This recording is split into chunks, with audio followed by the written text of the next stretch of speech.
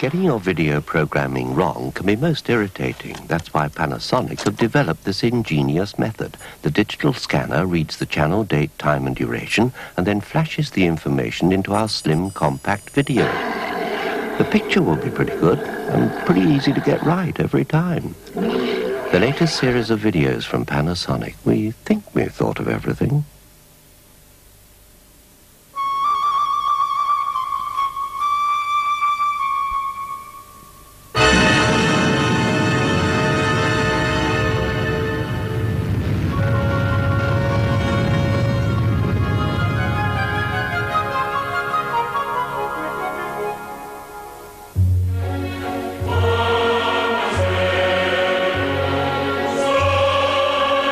Last year, more international passengers chose to fly with British Airways than with any other airline.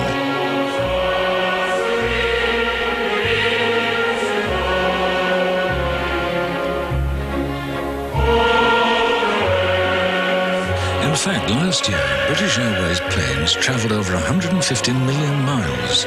That's further than from Earth to Mars and back. British Airways, the world's favourite airline.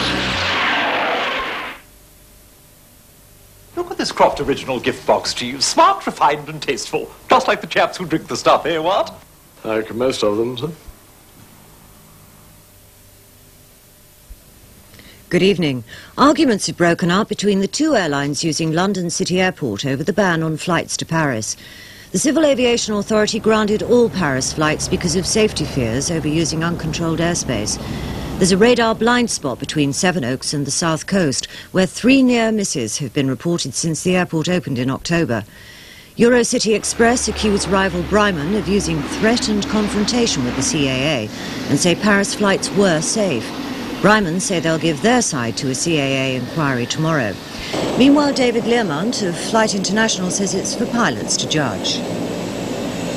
Every single takeoff has to be judged by the pilot whether it's safe or not. If the pilots use all their expertise, then there is no reason whatsoever why this should not be a totally safe operation. A teenage girl is the only survivor of a fire which killed her pregnant mother, her father and 2 young brothers.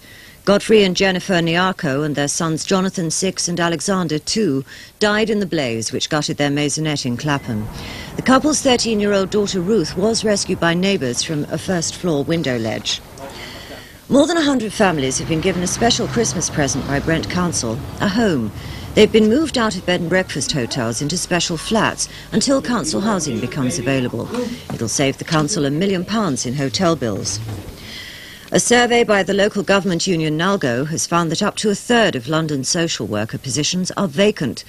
The report was carried out following the Kimberly Carlisle and Tyra Henry child abuse inquiries.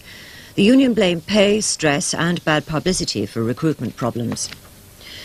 A leading building society is predicting house prices in London will slow down and in some areas drop below the level of inflation. Greater London's average house now costs just under £68,000. That's twice as much as the rest of the country. But the number of first-time buyers has fallen 15%. A boy suffering from cerebral palsy faces a bleak new year if more funds for his treatment are not raised.